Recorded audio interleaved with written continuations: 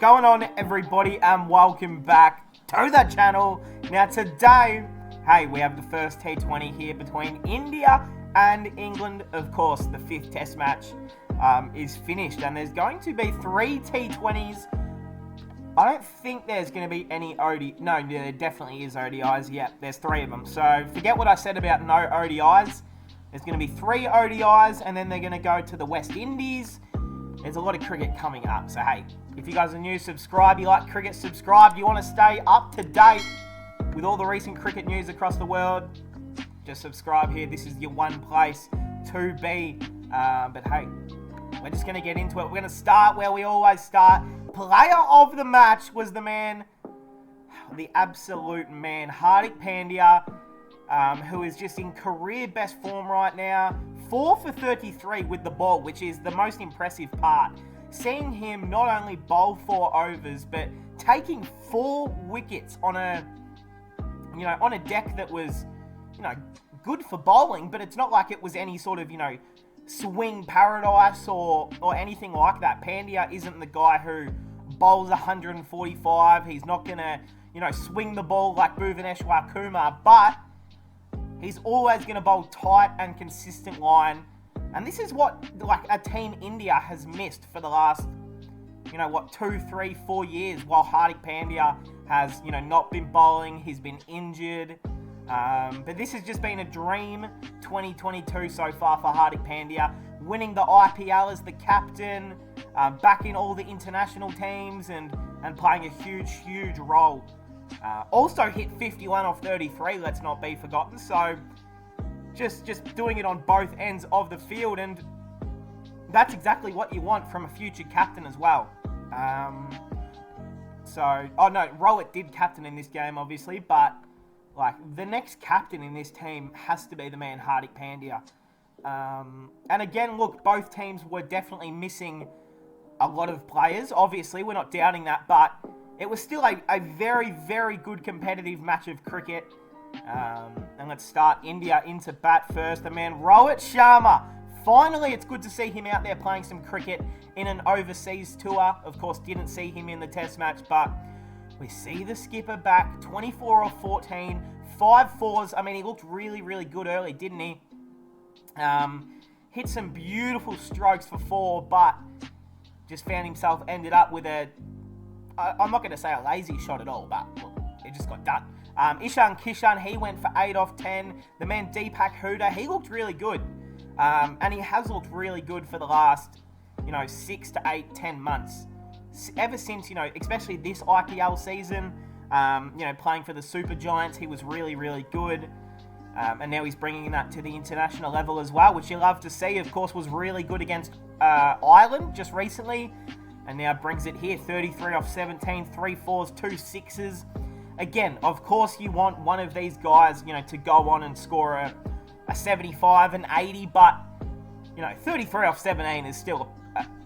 if I hit 33 off 17, I'd be raising my bat. So that's where I'm at. Suryakumar Yadav, he in at number 4, 39 off 19, 4 fours and 2 sixes. Again, just another one of these knocks that was like Deepak, it was like Rohit. Could have easily turned that into a half century. But just trying to play too many loose shots. You could see that the mindset from Team India, especially batting first, was they wanted to just put runs on the board early. Because obviously batting second in a T20 is a lot better than, having to put the runs on the board first. So they did really well here, India, to even find a way to get 200. Big helps from this man, though, Hardik Pandya, as we spoke about. 51 off 33, 6 fours and a 6. He was really good. And this is what we've seen through the entire IPL. He still has that power in his... I don't know where the power comes from, whether it's his forearms, his arms, his quads, his brain power. I don't know where it comes from, but he has not lost any sort of power in his batting.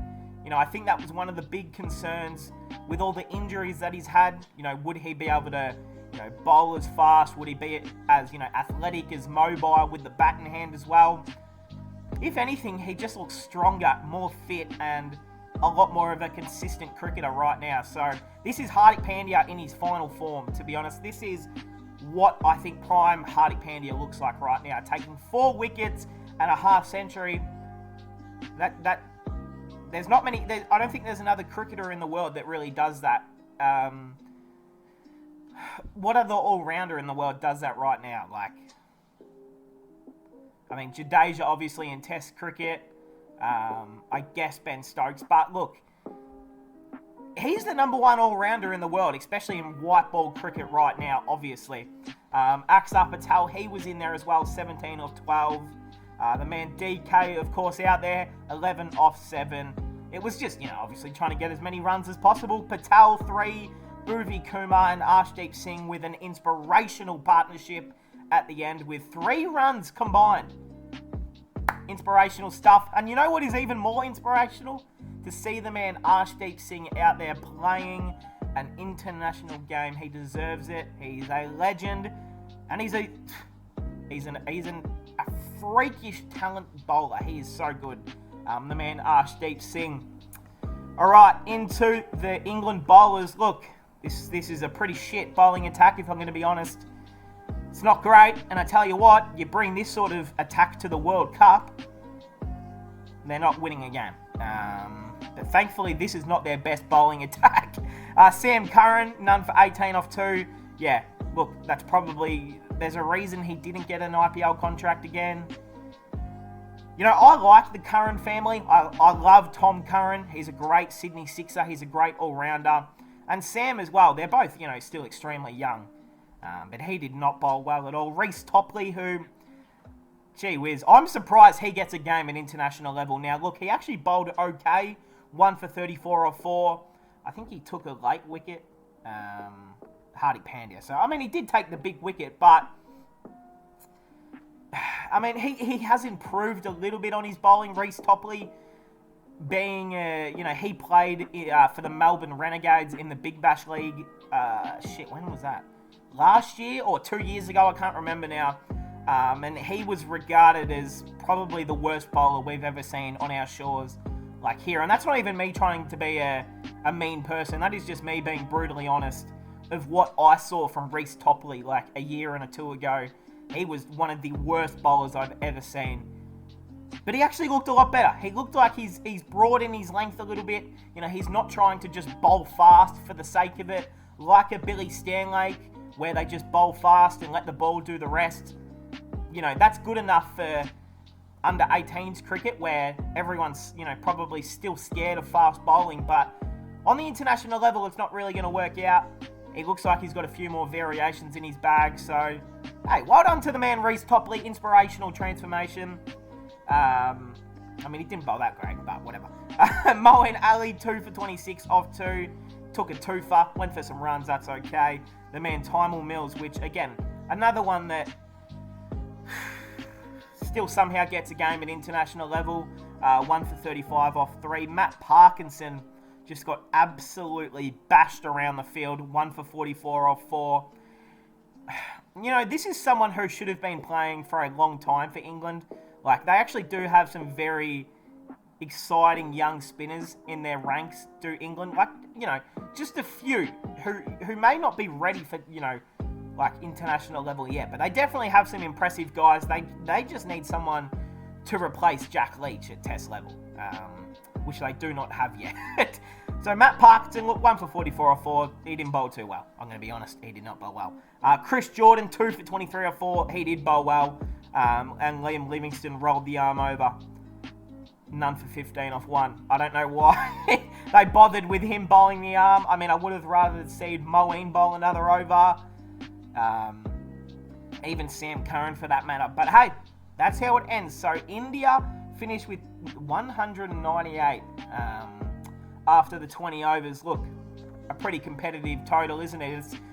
You get anything over 180 in a T20, or actually anything over 185, 190, you feel pretty safe. Like, you feel like you're in a big chance to win the game, depending on the conditions. But this sort of pitch, it was just a classic England deck. It favoured nothing really. It just was good for batting, good for bowling.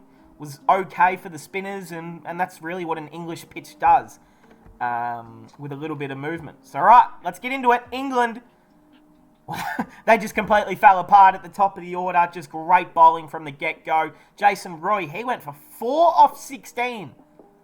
That's just a day you want to forget. Joe's Butler, that was the main wicket, and Bhuvaneshwar Kumar, just a bit of late swing right back in, took out the stumps, and the game was over. As soon as they got Butler out, game was done. He went for a golden duck. And, I mean, that's the best T20 player in the world right now. As soon as you get him out, you're a big chance to win. Dawid Malan in at number 3.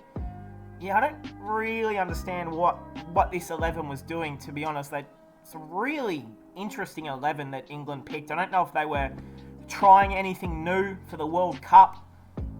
But, yeah, this 11 was disgusting. I mean, too many big hitters in the same team.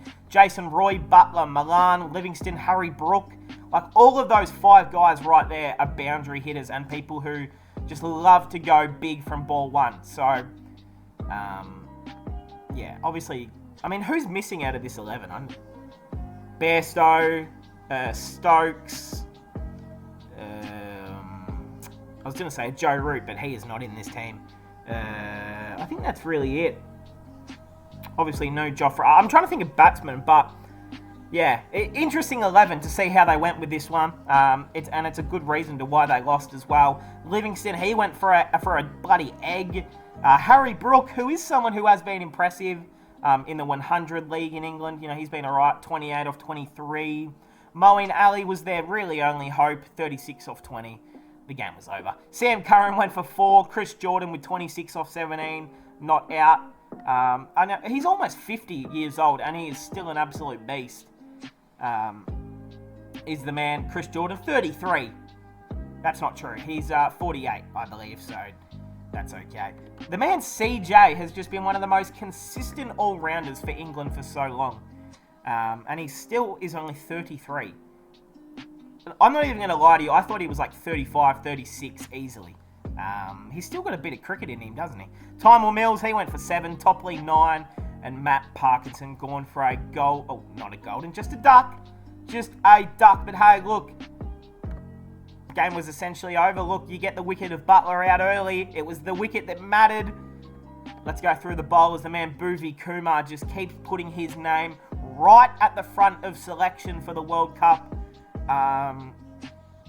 You know, every single bowler in this game, you just want to be at your very, very best. You want to just put your hand up for the World Cup squad and say, pick me, pick me, pick me. Now, Bhuvaneshwar Kumar is going to get picked in that squad regardless. It's just whether he plays over, you know, Harshal Patel, Muhammad Shami, Siraj. I mean, he's in front of Siraj, but, you know, Arshdeep Singh, the other pace bowler, I mean, that's probably, you know, Umran Malik, Prasid Krishna. Like, there's a lot of pace bowlers that could have easily had a better year than him and taken his position, but he had a pretty good IPL, and he's had a pretty good time on the international scale now. Big fella, Bhuvi Kumar, 1 for 10 off 3, just really, really good. And in England conditions, we know what a beast he is. And in Australia, he's going to be really, really consistent as well. So, if I'm Team India, I'm picking him absolutely. In Australia, it's just between him and Arshdeep Singh, to be honest. And speaking of that man, Arshdeep Singh, the legend himself, 2 for 18 off 3.3 with a maiden, the only maiden in the game. What is there to say? I mean, this is the guy. He should have been playing against all those games against Ireland. He should always be picked in every single white ball format. Like any sort of T20 and ODI game that India are going to be playing for the next 10 years in a row. I want to see Arshdeep. If he's not bowling, I want to see him, you know, on the bench as a substitute or anything. This is someone who is one day going to be the most expensive player in the IPL, in my opinion. Like, I just don't think we've really seen someone like Arshdeep Singh, like, ever, you know. We've seen bowlers who are great pace bowlers, are great slower ball bowlers, have great variations, but they don't do it as consistently as Arshdeep Singh has. And they don't do it nowhere near as good. You know, their line is all over the place. They're, you know, a few short ones every now and then. They just can't get it right. It's like Arshdeep Singh has been outside for 10 days straight, just practicing the same deliveries over and over again. And this man is a special, special talent. And he's going to be one of the best bowlers in the world within the next year or two. I mean, like, I think if he's picked in the World Cup in Australia, and if he plays 1 or 2 games, you know, takes some polls, I think everyone's going to realise, like, just how good this guy is. He is serious. Like, he is only 20 years old, isn't he? 23. He's 23. Look, that doesn't matter. He turned 23 this year. He is still so, so young. And he's... I'm going to say it again. He's a special talent. He is a special, special talent. And, yeah, as a Punjab Kings fan, I'm just very happy for him. Hardik Pandya, I mean, he was... Yeah, we know what he did. 4 for 33 or 4. That's really, really good. He was really, really good. Was quick. He was bowling fast.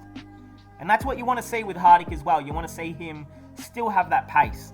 Harshal Patel, purple, 1 for 24 off 3. Again, I mean, he's always pretty good. Yuzi Chahal took 2 for 32 off 4. That's the man. And Axar Patel, yeah, none for 23 off 2.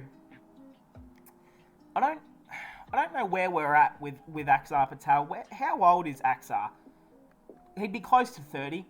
28. So, I mean, he turned 28 this year. Yeah. I just don't know where we're at with Axar Patel. You know, is he in the best, you know, 14, 15 players available in India right now? I don't think he is. Like, he's not a frontline spinner. You know, people like Chahal, even Kuldeep, like, I think are in front of him as, you know, pure spinners. Even Jadeja is a spinner. And then as an all-round batsman, you've got guys like Pandya, even Harshal Patel's a great batsman. Obviously Axar, Jadeja. Like, I just don't know if Axar Patel is going to find himself in any sort of 11 at the World Cup. Is he even going to be a part of the squad? I have no idea, but him playing in this game is probably a big telltale point that the Indian selectors want him there. So, hey, I don't know what's going on with him. You know, he didn't have a very good IPL season, and he just really hasn't, you know, dominated any game of cricket since, like, the test match that he played last year where he took, like, 6 wickets against, who was it against? I think it was against South Africa. I can't remember, but he bowled really well in a test match, I think, like last year. But I still just expect a bit more from him. But hey, maybe that's unfair expectations. I do not know. But that's okay. We'll leave the man Axar Patel alone. But hey, that is going to cap it off. India get the big win. 2 more ODIs. The next ODI is... Ooh, tomorrow. Okay. Oh, thank God. This one starts earlier. So this one started at 3:30 a.m. my time. Which, with all due respect, I am not staying up till 3:30 to watch it. But thank goodness this next T20 will start at 11:30. So at least I'll be able to watch, like, maybe whoever bats first. And then the ODIs will start at 10. Oh my goodness. Oops, shit. I didn't mean to click that. Then the West Indies. It's going to be some more late nights, but you know what? It's worth it. Hey, I hope you guys enjoyed. Let me know your thoughts on the game. And hey, I'll see everyone in the next one.